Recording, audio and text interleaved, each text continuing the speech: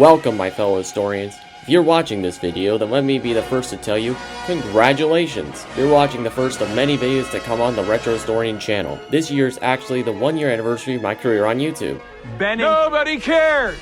Yeah, obviously the most important anniversary is the 250th anniversary of the signing of the Declaration of Independence that led to the birth of the United States of America. Ah yes, 2026, the year the United States turns 250 years old.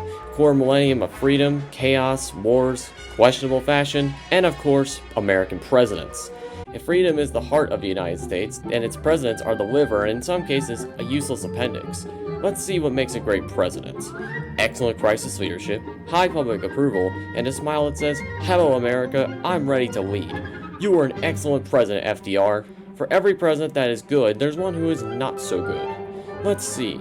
Incompetent, inattentive, inefficient, an uninterested look in the eyes. Look closely at the "I'm not fit for this office and never should have been here" button. There's a name for bad leaders like this, but for legal reasons, we'll just call him Harding. With President's Day upon us, I figured the perfect way to celebrate would be to rank the top 10 greatest presidents in American history. Rules and criteria. Can I rank the presidents now? No, you can't rank the presidents without understanding the phrase, no BS. No BS? It's actually a carefully and subtly organized code. Watch closely. No extreme political bias, only in-office actions count, be average or better required, and same era standards, no hindsight. Oh, I get it. No BS. Looks like this guy understands no BS. Now let's put it to the test. Here's a presidential historian. I wonder who he will rank as the best president. The best president in all of American history is... Will he rank A. Rutherford B. Hayes, B. Nixon's head from Futurama, or C. Abraham Lincoln? Abraham Lincoln. Lincoln is by far the best president in American history.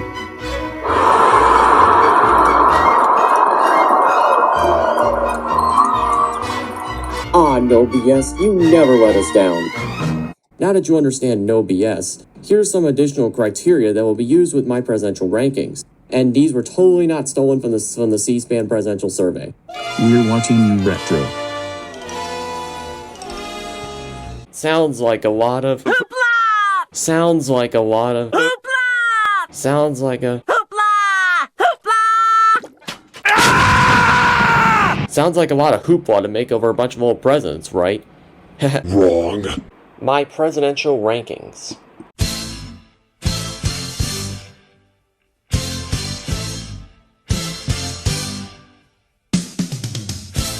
Number 10. James Monroe. International Relations, S tier. James Monroe's foreign policy is one of the most disciplined and consequential in American presidential history.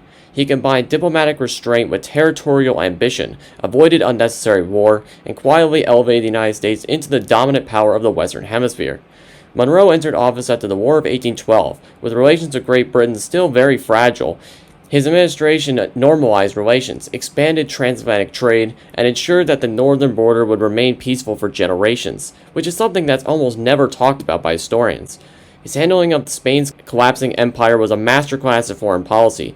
The Adams-Onis Treaty of 1819 secured Florida, resolved outstanding claims, and established a transcontinental boundary from the Gulf of Mexico to the Pacific. Monroe also constrained Russian ambitions to the Russo-American Treaty of 1824, fixing Russia's southern border at 5440, and securing America's access to the Pacific without confrontation.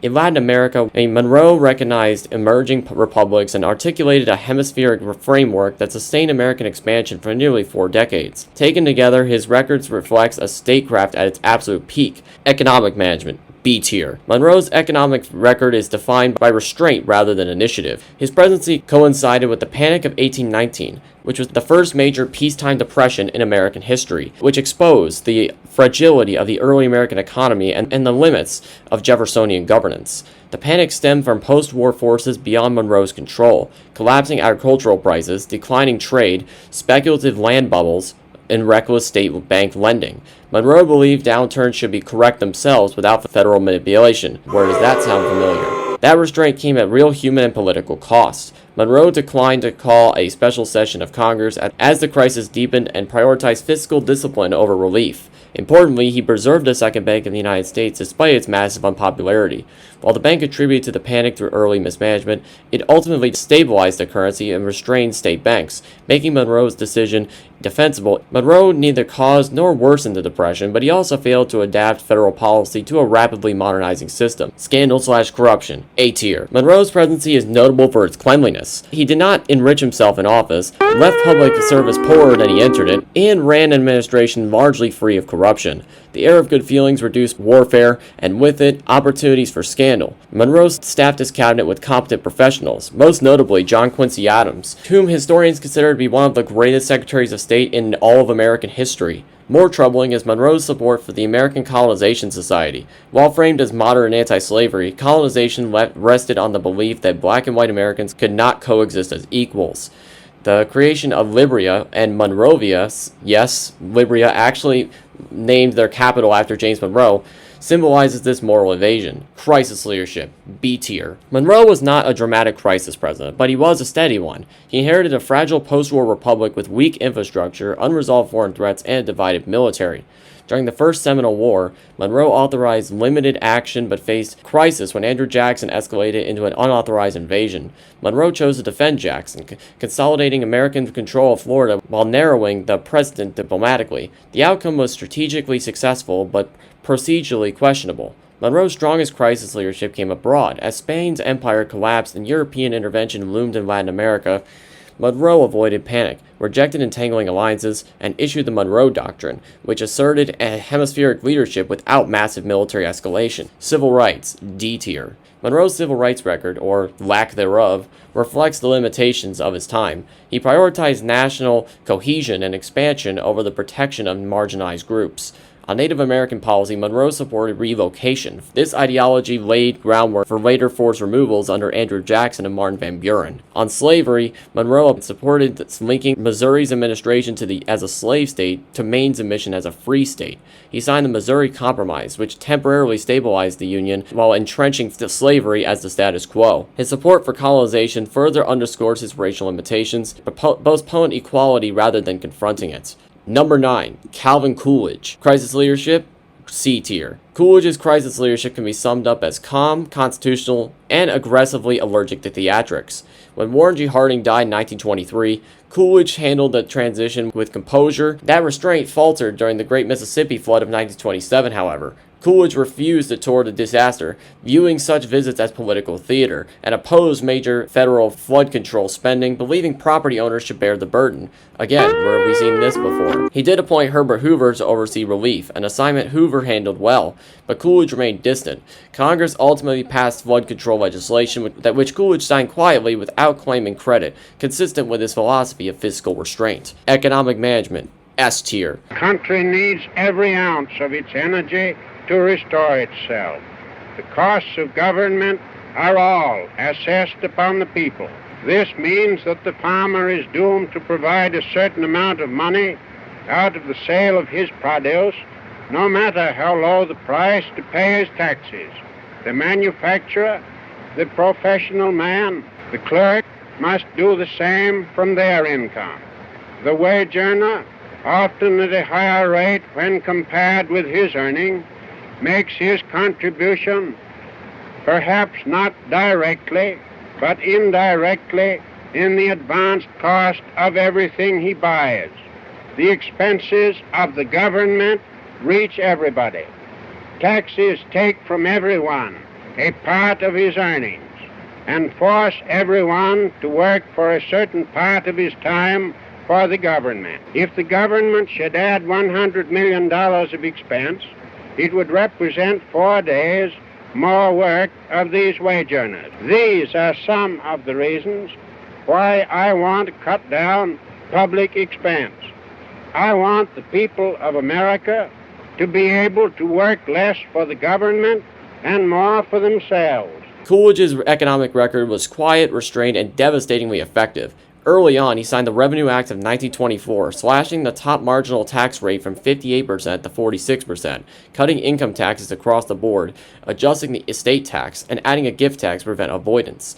The intellectual backbone of his policy came from Treasury Secretary Andrew Mellon's theory of scientific taxation, the idea that lower rates could increase revenue by encouraging growth and compliance. By 1927, only 2% of earners paid federal income tax, while state and local governments expanded naturally and surpassed the federal budget. By 1929, with the top rate reduced to 24%, the federal government collected over $1 billion in income taxes, 65% from high earners. Corruption/scandals, A tier. Coolidge's approach to the scandal was vigilant, methodical, and constitutionally grounded. Unlike Warren G. Harding, Oh, brother, this guy stinks! he refused to tolerate corruption or political favoritism.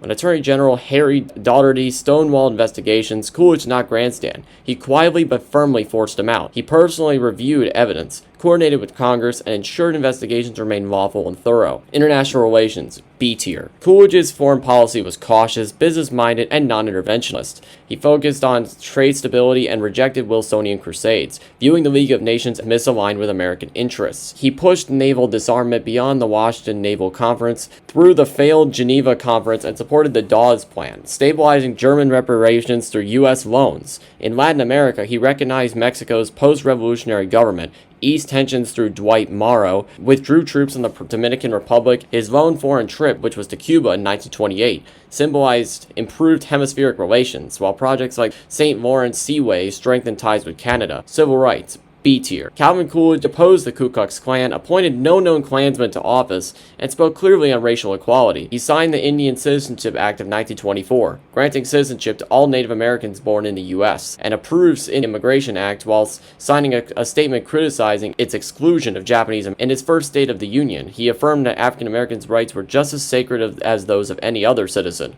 and repeatedly called for federal anti-lynching laws. Congress completely fell flat on their ass and failed to act, but during his presidency, lynchings declined and Klan membership collapsed. Number 8. Harry S. Truman. Crisis leadership, A tier. Harry S. Truman's crisis leadership was bold, decisive, and unapologetically hands-on. He assumed the presidency with World War II nearing its conclusion, the atomic bomb approaching completion, and the United States on the brink of global leadership. And he did not hesitate to act. Domestically, he pushed through the Employment Act of 1946, oversaw a transition to a peacetime economy, and confronted mass labor unrest, relying on negotiation when possible and federal authority when necessary. Internationally, Truman met crises with speed and restraint, authorizing the Berlin airlift during the Soviet blockade rather than risking war, recognizing the State of Israel, and launching the Marshall Plan to stabilize Europe and prevent economic collapse. Politically, Truman governed in openly hostile conditions. A conservative coalition reasserted control in Congress, his approval ratings collapsed after 1946, and critics openly called for his resignation. During the nationwide railroad strike, Truman seized the railroads and even sought authority to draft striking workers. An extreme move that forced a settlement but intensifies backlash. Republicans swept the 1946 midterms, yet Truman continued to govern aggressively, while working pragmatically with Republicans on foreign policy and signing bipartisan reforms such as the Presidential Succession Act of 1947. Economic management, B tier. Economically, Truman inherited one of the most dangerous transitions in American history. The post-war economy was rocked by massive strikes across steel, coal, automobiles, and railroads, and his responses alienated both sides of the aisle, with business leaders believing he favored unions and labor leaders believing he betrayed them. Despite the turmoil, the economy avoided collapse. Truman worked with the Republican Congress to manage federal debt, lifted wartime price controls, and allowed market forces to reassert themselves. Scandals and corruption, B tier. Truman himself was personally honest, but his administration suffered from corruption scandals and institutional failures that damaged public trust.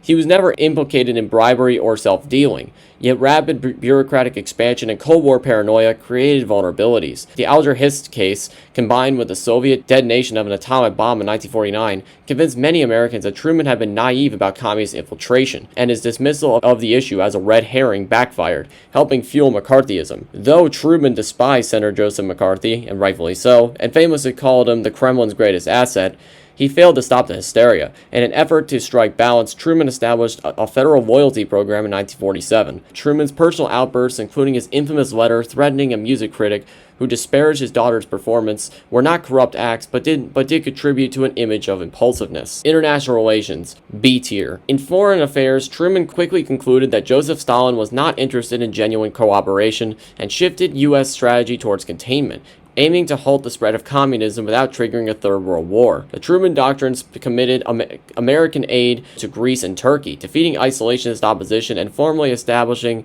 the framework of Cold War policy.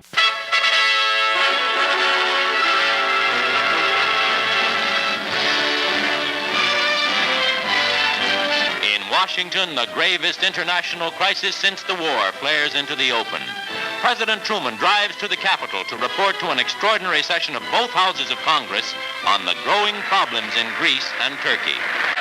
If Greece is blacked out, the Turks may find themselves outflanked.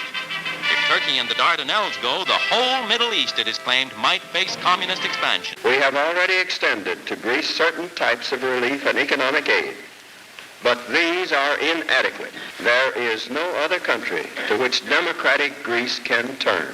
No other nation is willing and able to provide the necessary support for a democratic Greek government. One of the primary objectives of the foreign policy of the United States is the creation of conditions in which we and other nations will be able to work out a way of life free from coercion. This is no more than a frank recognition that totalitarian regimes imposed upon free peoples by direct or indirect aggression undermine the foundations of international peace and hence the security of the United States. Containment soon took a military form with the creation of NATO in 1949, which became the most successful defensive alliance in modern history. The communist victory in China was a severe political blow, though historians agree the outcome was largely beyond American control. In Korea, however, Truman made the deeply unpopular but constitutionally sound decision to fire Douglas MacArthur rather than allow the war to expand into China. What would suit the ambitions of the Kremlin better than for our military forces to be committed to a full-scale war with Red China? It may well be that in spite of our best efforts, the communists may spread the war. But it would be wrong, tragically wrong, for us to take the initiative in extending the war. I've thought long and hard about this question of extending the war in Asia. I've discussed it many times with the ablest military advisors in the country. I believe with all my heart that the course we are following is the best course. A number of events have made it evident that General MacArthur did not agree with that policy. I have therefore considered it essential to relieve General MacArthur so that there would be no doubt or confusion as to the real purpose and aim of our policy. The conflict ended in a costly stalemate, with neither a clear victory nor strategic collapse. Civil rights. B tier. On civil rights, Truman's record was groundbreaking and remains underappreciated and rarely discussed. In 1947, his administration released To Secure These Rights, which framed civil rights as a moral and legal obligation in the post-war world, and called for federal action on voting rights, employment, and equal protection under the law. In 1948, Truman sent a comprehensive civil rights package to Congress, despite knowing it would fracture the New Deal coalition. When Congress refused to act, Truman moved unilaterally, issuing Executive Order 9981 to desegregate the armed forces and Executive Order 9980 to ban discrimination in the federal civil service. Number 7. Ronald Reagan. Crisis leadership, B tier. Ronald Reagan's crisis leadership was highly effective abroad but uneven at home. Internationally, he confronted a refrozen Cold War marked by Soviet SS-20 missiles in Europe, weakened U.S. credibility after Vietnam and Iran. He responded with deliberate escalation, ordering a massive defense buildup that included the Strategic Defense Initiative, derided as Star Wars but used as powerful leverage. Let us turn to the very strengths in technology that spawned our great industrial base and that have given us the quality of life we enjoy today. What if free people could live secure in the knowledge that their security did not rest upon the threat of instant U.S. retaliation to deter a Soviet attack, that we could intercept and destroy strategic ballistic missiles before they reached our own soil or that of our allies? I know this is a formidable technical task, one that may not be accomplished before the end of this century.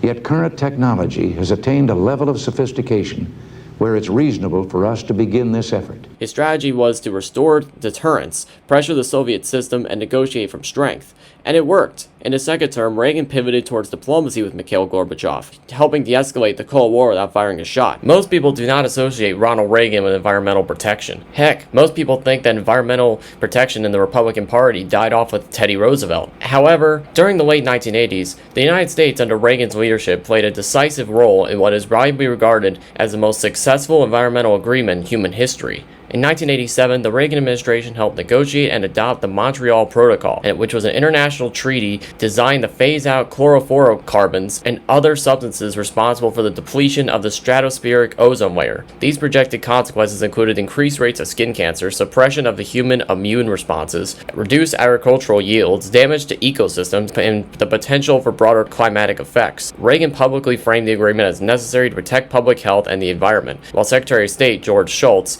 emphasized that unchecked ozone depletion posed serious global risks that justified coordinated international action. After convening multiple cabinet-level debates and weighing scientific evidence alongside economic feasibility, Reagan overruled opposition within his Domestic Policy Council, directed U.S. negotiators to support strong and enforceable treaty provisions, and ensured that the United States assumed a leadership role rather than resisting the agreement. Domestically, Reagan's crisis leadership was mixed, to say the least. The AIDS epidemic revealed a major blind spot, as he delayed urgency and leadership while cases mounted, which led to absolutely disastrous results. Funding eventually increased, and it was largely pushed by Congress versus Reagan himself. However, Reagan did permit Surgeon General Everett Koop's science-based report, but the response came late and is rightfully criticized. Once crack cocaine became a national crisis, he expanded enforcement by signing the Anti-Drug Abuse Acts of 1986 and 1988, and backing high-profile public campaigns against drugs, such as his wife Nancy Reagan's Just Say No campaign. And teen drug use did decline, though the punitive approach imposed lasting social costs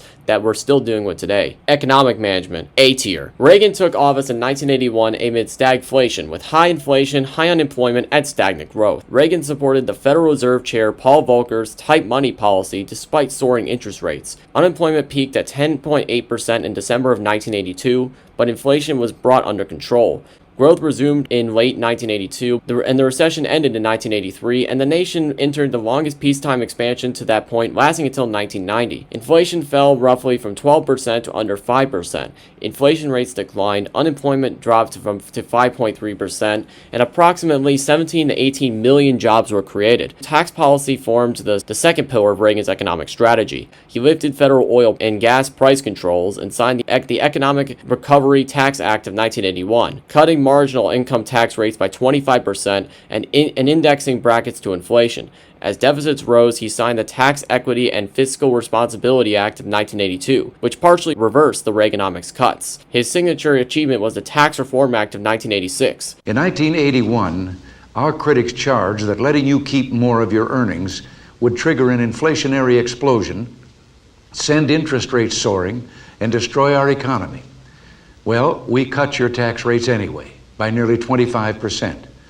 And what that helped trigger was falling inflation, falling interest rates, and the strongest economic expansion in 30 years. Over the course of this century, our tax system has been modified dozens of times and in hundreds of ways.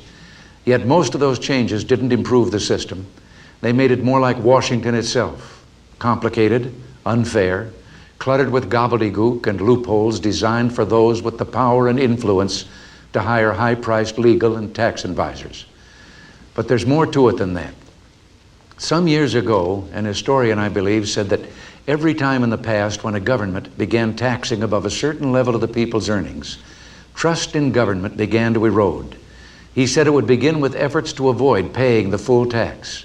This would become outright cheating, and eventually a distrust and contempt of government itself, until there would be a breakdown in law and order. Well, how many times have we heard people brag about clever schemes to avoid paying taxes, or watched luxuries casually written off to be paid for by somebody else, that somebody being you? I believe that in both spirit and substance, our tax system has come to be un-American. How would the proposal work? The present tax system has 14 different brackets of tax rates ranging from 11 to 50%. We would take a giant step toward an ideal system by replacing all that with a simple 3-bracket system with tax rates of 15, 25, and 35%. By lowering everyone's tax rates all the way up the income scale, each of us will have a greater incentive to climb higher, to excel, to help America grow. The power of these incentives would send one simple, straightforward message to an entire nation. America, go for it. Which lowered the top tax rate from 50% to 28%, broadened the tax base, expanded the earned income tax credit, closed loopholes, strengthened the alternate minimum tax, aimed for revenue neutrality, which effectively captured the core of Reaganomics, and shortened the amount of tax brackets from 14 to 3. LIHEAP helped millions manage energy costs. Reagan also signed the Medicare Catastrophic Coverage Act in 1988, which was the largest Medicare expansion since Lyndon B. Johnson created the program. Political backlash led to its repeal in 1989, illustrating that Reagan accepted social insurance but rejected unlimited, unpriced benefits. Reagan's greatest economic weakness was deficits. Defense spending surged, tax cuts came first, entitlement program reform stalled, and Congress continued spending freely. Corruption scandals. D tier. Reagan's corruption record is defined almost entirely by Iran-Contra. From 1981 to 1986, senior officials secretly sold arms to Iran while Congress had banned the funding for the Contras in Nicaragua, drifting into an operation Reagan had explicitly opposed: arms for hostages. When the story broke in 1986, Reagan initially denied any trade, but by 1987 he returned to television, accepted responsibility. 2 months ago, I told the American people I did not trade arms for hostages. My heart and my best intentions still tell me that's true, but the facts and the evidence tell me it is not. As the Tower Board reported, what began as a strategic opening to Iran deteriorated in its implementation into trading arms for hostages. This runs counter to my own beliefs, to administration policy, and to the original strategy we had in mind. There are reasons why it happened, but no excuses. It was a mistake. Investigations have found no evidence that he personally ordered or fully understood the diversion, but faulted him for weak supervision of the National Security Council and excessive delegation. Later pardons closed the legal chapter, not the reputational one. International relations. S tier. In foreign affairs, Reagan confronted a structurally declining but still dangerous Soviet Union. While internal rot had set in long before he took office, marked by stagnation, low productivity, and a failing command economy, Reagan rejected détente as management and instead pursued a strategy of sustained pressure paired with eventual negotiation. His administration oversaw a massive defense buildup, restoring U.S. military readiness, combined with Reagan's energy diplomacy, including cooperation with Saudi Arabia, that helped drive down global oil prices. This strategy sharply reduced Soviet hard currency revenues, further straining an already fragile economy dependent on energy exports. The Reagan Doctrine extended this pressure globally by expanding U.S. support for anti-communist forces and proxy conflicts, aiming to roll back, not merely contain, Soviet influence. The most significant case was Afghanistan, where scaled up aid to fighters dramatically increased the cost of Soviet occupation while committing American troops. The war became the USSR's Vietnam, draining manpower, morale, and resources. Between 1985 and 1988, Reagan and Gorbachev held 4 major summits: Geneva, Reykjavik, Washington, and Moscow, making the most productive period of superpower diplomacy since the early Cold War. These talks culminated in the Intermediate Range Nuclear Forces Treaty, or INF Treaty, which eliminated an entire class of nuclear weapons and led to the verified destruction of approximately 2,700 missiles, which was a historic first in arms control. Reagan's famous Tear Down That Wall speech in West Berlin symbolized this broader strategy. Civil rights, B tier. Reagan's civil rights record was mixed. He appointed the first Hispanic cabinet secretary, elevated Hispanic Heritage Month, and named the first woman to the Supreme Court, Sandra Day O'Connor, and arguably his greatest civil rights accomplishment was when he formally apologized to Japanese Americans while authorizing reparations for them through the Civil Liberties Act of 1988. We gather here today to right a grave wrong. More than 40 years ago, shortly after the bombing of Pearl Harbor, 120,000 persons of Japanese ancestry living in the United States were forcibly removed from their homes and placed in makeshift internment camps. This action was taken without trial, without jury. It was based solely on race, for these 120,000 were Americans of Japanese descent. Yes, the nation was then at war, struggling for its survival, and it's not for us today to pass judgment upon those who may have made mistakes while engaged in that great struggle. Yet we must recognize that the internment of Japanese Americans was just that, a mistake. The legislation that I am about to sign provides for a restitution payment to each of the 60,000 survivors. Number 6. Dwight D. Eisenhower. Crisis leadership, S tier. Eisenhower's crisis leadership was defined by discipline, restraint, and credibility. As a World War II commander, he focused on preventing catastrophe rather than proving toughness. His finest hour came during the Suez Crisis, when he forced Britain, France, and Israel to withdraw through the financial and diplomatic pressure. The United States was not consulted in any way about any phase of these actions, nor were we informed of them in advance. In the circumstances I have described, there will be no United States involvement in these present hostilities. I therefore have no plan to call the Congress in special session. We shall continue to keep in contact with congressional leaders of both parties. It is our hope and intent that this matter will be brought before the United Nations General Assembly.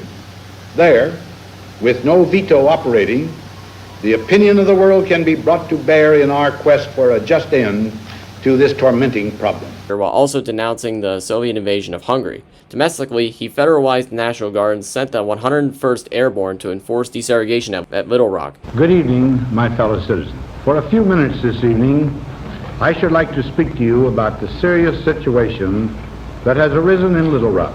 To make this talk, I have come to the President's office in the White House.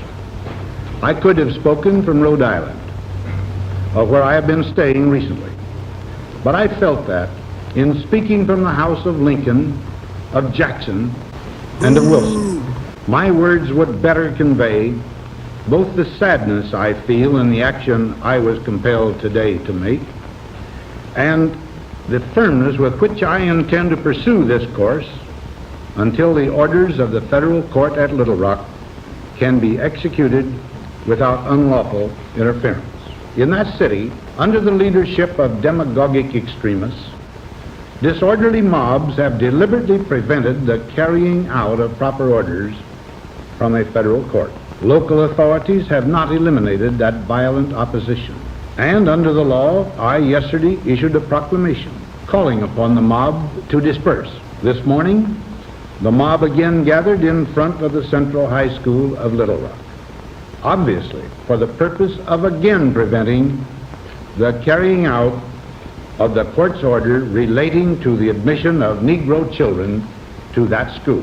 Whenever normal agencies prove inadequate to the task, and it becomes necessary for the executive branch of the federal government to use its powers and authority to uphold federal courts, the President's responsibility is inescapable. Economic management. S tier. Eisenhower governed the economy with discipline and long-term focus. His signature achievement was the 1956 Federal Aid Highway Act, creating the interstate highway system, which remains the largest public works project in U.S. history, and it effectively reshaped commerce, logistics, and suburban growth for generations as we know it. After Sputnik, he created ARPA in 1958, which later produced ARPANET, which was the precursor to the internet. Calling himself a progressive conservative, Eisenhower preserved the New Deal, expanded Social Security to roughly 10 million additional workers, and created the Department of Health, Education, and Welfare, and he effectively warned his more conservative Republican colleagues that dismantling popular programs would practically doom any party to political irrelevancy. Corruption/scandals. B tier. Eisenhower's administration was financially clean, marked by an absence of personal enrichment, cabinet bribery, or Watergate abuses of power. However, low corruption does not mean low abuse. Its most serious failure was the institutionalization and normalization of the Lavender Scare. Through Executive Order 10450, Eisenhower dramatically expanded federal loyalty and security investigations, replacing Truman-era standards with broader, more subjective criteria. The order formally classified homosexuality as a security risk. Under this framework, federal agencies conducted invasive interrogations into employees' private lives, often relying on rumor, anonymous tips, coerced confessions, and guilt by association rather than misconduct or espionage. International relations. D tier. Eisenhower sought to contain communism without bankrupting the country or normalizing permanent war. Having witnessed the human and economic costs of total war firsthand, he rejected conventional conflicts and instead ended the Korean War. His broader New Look strategy emphasized nuclear deterrence, intelligence, and alliances over massive standing armies. Eisenhower also navigated multiple flashpoints without triggering a wider war. He eventually managed the Taiwan Strait crisis, signaling support for Taiwan while preventing escalation with the People's Republic of China. In the Middle East, he stabilized a volatile region through limited interventions, most notably in Lebanon in 1958. Where U.S. troops were deployed briefly to restore order and then withdrawn. Throughout his presidency, Eisenhower reportedly demonstrated a preference for controlled, finite actions over open-ended commitments. His greatest failures, however, stem from the use of covert regime change, particularly through CIA-backed coups in Iran and Guatemala. In Iran, the overthrow of Prime Minister Mohammad Mossadegh, motivated by fears of communist influence and concerns over oil naturalization, restored the Shah to power. While this secured short-term strategic interests, it undermined Iranian democracy, entrenched authoritarian rule, and sowed the resentment that ultimately contributed to the 1979 Islamic Revolution and decades of hostility towards the United States. The Guatemalan coup was even more damaging relative to the threat it was meant to address.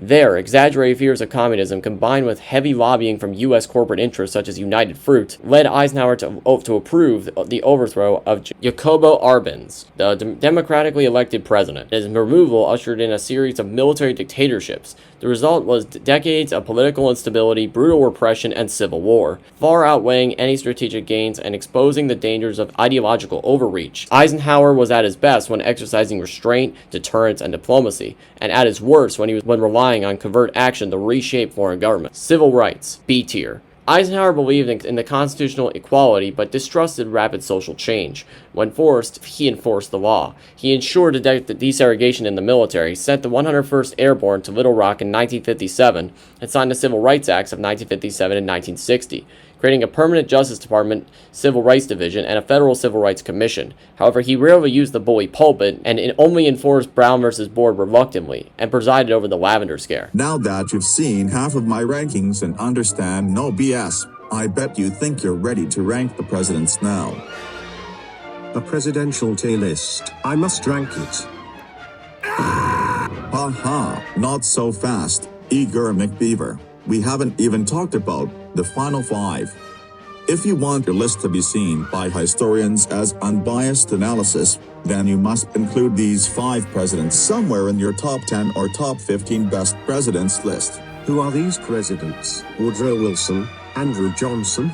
Aha, don't make me bring out the anvil again. The 5 presidents that every serious top 10 or 15 list needs are as follows. The 32nd president, Franklin Delano Roosevelt. The 3rd president, Thomas Jefferson. The 26th president, Theodore Roosevelt. The 16th president, Abraham Lincoln. And finally, the 1st president, George Washington. Let's see how Harding is doing with his presidential list.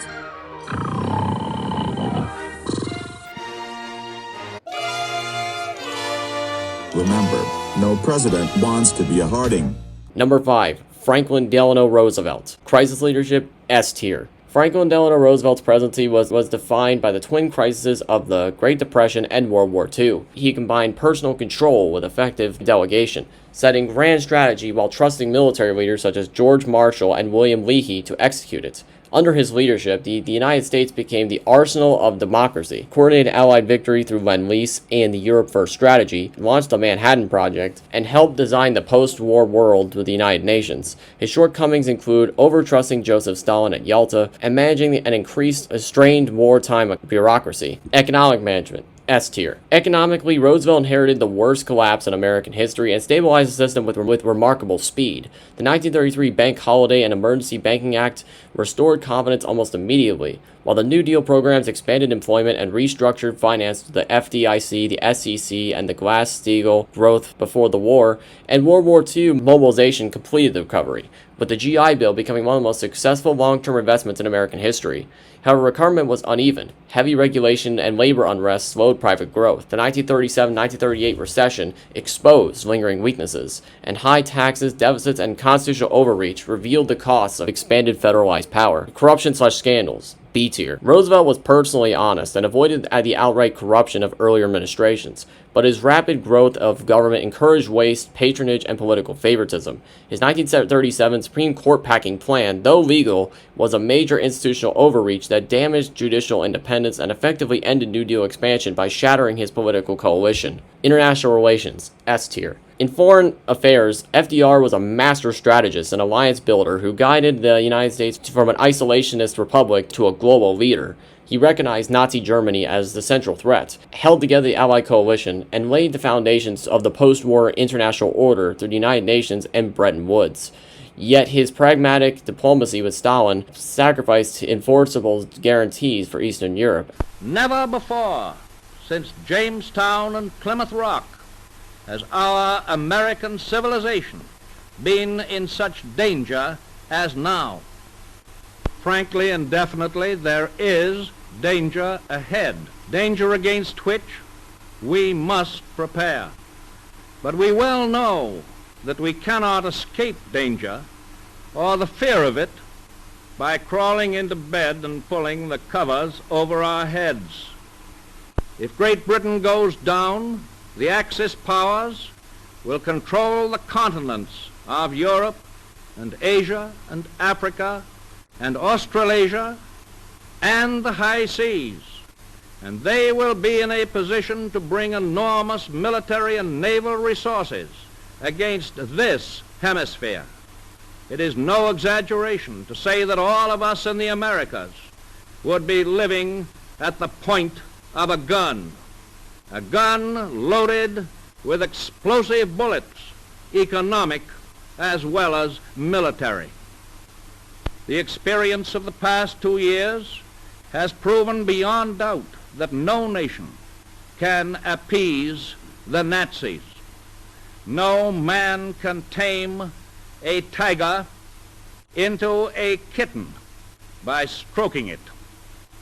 There can be no appeasement with ruthlessness. There can be no reasoning with an incendiary bomb. We know now that a nation that can have peace with the Nazis only at the price of total surrender. The people of Europe who are defending themselves do not ask us to do their fighting. They ask us for the implements of war, the planes, the tanks, the guns, the freighters, which will enable them to fight for their liberty and our security. We have furnished the British great material support, and we will furnish far more in the future. Civil rights, C tier. Roosevelt's civil rights record was deeply contradictory. He expanded opportunities through wartime anti-discrimination measures and brought minority groups more firmly into the Democratic coalition, but he also tolerated segregation, excluded many Hispanic workers from New Deal protections, enforced Japanese-American internment, restricted Jewish refugee admissions during the Holocaust, and delayed meaningful reforms until after the war. Number 4, Thomas Jefferson. Crisis leadership, S tier. Thomas Jefferson showed notable steadiness in both foreign and domestic crises during the Republic's early years. Abroad, he confronted the Barbary States' attacks on American shipping by sending the first U.S. naval squadron overseas. His defining crisis decision was the Louisiana Purchase, which doubled the nation's size, secured the Mississippi River, and reshaped American power, achieved through diplomacy despite serious constitutional doubts and political resistance. At home, Jefferson navigated intense partisan conflict, repealing Federalist-era laws like the Alien and Sedition Acts while maintaining institutional stability. He handled the Aaron Burr treason trial cautiously, balancing executive restraint with national security and preserving judicial independence. When Britain and France disrupted American trade, Jefferson sought to avoid war through the Embargo Act, a bold but deeply flawed attempt to enforce neutrality. Economic management, C tier. Jefferson governed with a strong commitment to fiscal discipline and limited government. Working with Treasury Secretary Albert Gallatin, he cut spending, eliminated internal taxes like the whiskey excise tax from the Washington administration, reduced the national debt from about $83 million to $57 million, and shrank the federal bureaucracy. Corruption and scandals, S tier. Jefferson was personally honest and avoided self-enrichment. International relations, B tier. Jefferson pursued neutrality, commercial independence, and expansion without entangling alliances. He defended American commerce during the First Barbary War and secured a historic diplomatic victory with the Louisiana Purchase, transforming the United States into a continental power. However, relations with Britain and France deteriorated during the Napoleonic Wars. He also refused to recognize Haiti after its slave revolt. Civil rights, B tier. Jefferson rejected aristocratic norms, emphasized merit, and signed the 1808 ban on the international transatlantic slave trade, a meaningful but limited step. Yet he failed to confront domestic slavery and remained personally entangled in it. His Native American policies promoted assimilation in theory, but often acquisition and eventual removal when assimilation failed. Number 3, Theodore Roosevelt. Crisis leadership, S tier. Theodore Roosevelt treated emergencies as moments requiring direct presidential action, moral authority, and pragmatic decision-making. Domestically, he broke with laissez-faire norms during the 1902 anthracite coal strike by forcing labor and management to negotiate and threatening to federalize the mines. During the Panic of 1907, he coordinated closely with financiers and approved emergency measures, including U.S. Steel's acquisition of a falling firm, prioritizing systemic stability over ideological purity. Abroad, Roosevelt mediated the Russo-Japanese War, ending a brutal conflict, enhancing U.S. global credibility, and becoming the first U.S. president to earn a Nobel Peace Prize. Economic management, A tier. Roosevelt governed during rapid industrial expansion and sought to stabilize capitalism rather than dismantle it.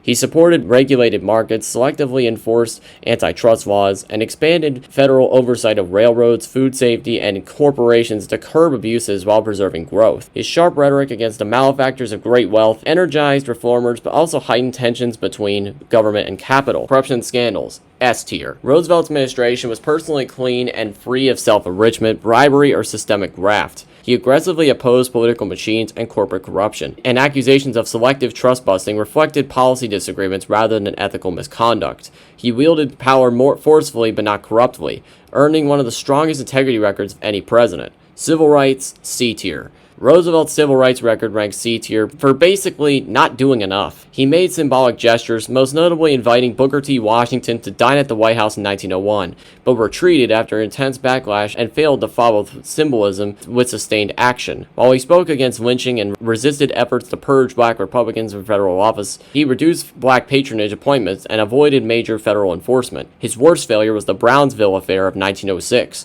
when he approved the dishonorable discharge of black soldiers without trial in a racially charged case, a decision widely criticized at the time and later reversed. Foreign policy, B tier. He elevated the United States into a global power by generally preserving the international stability through big stick diplomacy. He enforced the Monroe Doctrine, built a world-class navy, and completed the Panama Canal, permanently reshaping global trade and stability. He mediated the Russo-Japanese War, strengthened ties with Britain. In the Western Hemisphere, the Roosevelt Corollary asserted U.S. responsibility for regional stability. Number 2, George Washington. Crisis leadership, S tier. Washington's crisis leadership was foundational for the United States. He faced existential threats at nearly every turn. As president, he navigated the Whiskey Rebellion, the challenge of domestic insurrection, and foreign pressures from Britain and France with calm authority.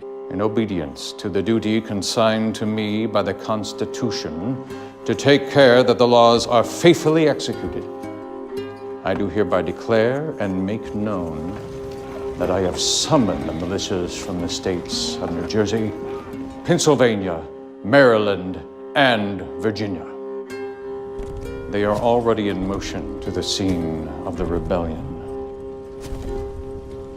If the laws are to be so trampled upon with impunity, there is an end put at one stroke to Republican government, and nothing but anarchy and confusion is to be expected thereafter. Washington's willingness to voluntarily relinquish power after 2 terms cemented political norms that avoided potential authoritarianism. Economic management, A tier. Washington's economic leadership was cautious, disciplined, and foundational. He oversaw the creation of a stable federal financial system under Treasury Secretary Alexander Hamilton, including the establishment of a national bank, assumption of state debts, and the funding of which were moves that stabilized U.S. credit and laid the groundwork for long-term growth. Corruption/scandals, S tier. Washington's presidency set a standard for personal integrity and public trust. He avoided personal enrichment from office, refused to exploit his position for family gain, and maintained a disciplined, principled administration. International relations, S tier. Washington's foreign policy was cautious, pragmatic, and profoundly influential. He prioritized American security and sovereignty while avoiding entangling alliances, most famously through the proclamation of neutralities. He managed tense relations with Britain and Spain, resolving disputes over trade, western forts, and borders without war. The Jay Treaty with Britain, though controversial at home, stabilized commerce with and prevented another major conflict, while the Pinckney Treaty with Spain secured navigation rights on the Mississippi and access to New Orleans. Civil rights, D tier. Washington's record in civil rights reflects the limits of the late 18th century American Republic. As a lifelong slaveholder, he perpetuated the institution such as when he enforced the Fugitive Slave Act of 1793 and pursued escaped enslaved people like Ona Judge. Honorable mention number 1. James K. Polk. James K. Polk was one of the most effective single-term presidents in American history when it comes to achieving stated objectives, as he fulfilled literally all of his campaign promises. However, some of those achievements, particularly his ones on foreign policy, came at the cost that permanently intensified sectional tensions. His success was real, but the means and consequences keep him outside the top tier. Honorable mention number 2, Ulysses S. Grant. Ulysses S. Grant presided over the strongest enforcement of Reconstruction and civil rights in the 19th century. He effectively used federal power to suppress the Ku Klux Klan, establish the Department of Justice, and even fighting for women's rights when it was unpopular to do so. However, his presidency was undermined by widespread corruption amongst his subordinates and economic instability surrounding the Panic of 1873. It's time for the moment you've been waiting for.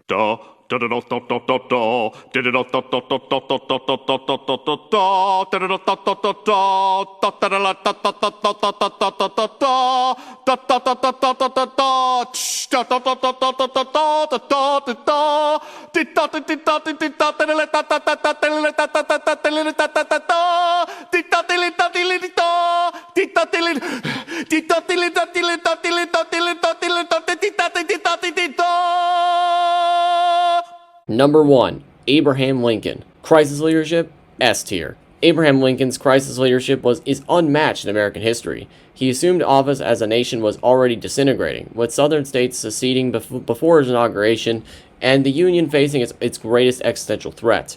Lincoln responded with moral clarity and constitutional resolve, refusing to recognize secession while carefully framing the conflict as a defense of democratic government rather than a war of conquest. The Emancipation Proclamation transformed the war's purpose and aligned Union victory with higher moral cause. Economic management, S tier. Lincoln presided over the most extreme economic crisis in American history while simultaneously modernizing the American economy. To finance the war, his administration implemented the first national income tax, issued greenbacks, expanded federal borrowing, and established the national banking system, creating a national currency and stabilizing wartime finance. Beyond the war, Lincoln supported transformative legislation that shaped the American economy as we know it. The Homestead Act, which promoted westward settlements, the Morrill Land Grant Acts, which expanded higher education, and major investments in railroads and infrastructure, including the Pacific Railway Act. While wartime inflation and debt were unavoidable, Lincoln's economic leadership laid the foundation for the United States' emergence as a global industrial power in the 19th century. Corruption/scandal, S tier. Lincoln's presidency was personally honest and morally disciplined, especially remarkable given the scale of wartime spending and patronage. While corruption existed within the broader wartime bureaucracy, there is no evidence that Lincoln personally profited from office or tolerated corruption when exposed. International relations, S tier. Lincoln prevented the Civil War from becoming a global conflict. His administration skillfully managed relations with Britain and France, both of which considered recognizing the Confederacy. Through patient diplomacy, firm warnings, and strategic restraint, especially during incidents like the Trent Affair, Lincoln avoided war with Britain while maintaining American sovereignty. The Emancipation Proclamation also proved decisive internationally, reframing the conflict as a moral struggle against slavery, making European intervention politically impossible. Civil rights, S tier. Lincoln fundamentally altered the moral and constitutional trajectory of the United States. While not an abolitionist at the start of his presidency, he evolved decisively under the pressure of the war and moral necessity. Most importantly, Lincoln championed and secured the passage of the 13th Amendment, permanently abolishing slavery nationwide. No president has fundamentally expanded the promise of American liberty than Abraham Lincoln. W. Bush, Israel 2009, and the rest of the retro restoring community for helping me put this list together. History is a debate, not a fandom or a cult, and no one's rankings are 100% right or wrong. But what makes great presidential rankings stand out from the rest is when they try to be as objective as possible and rank the presidents based on their performance and not letting their political bias stand in the way. Thanks for watching. As always, Retro Restoring out. Peace.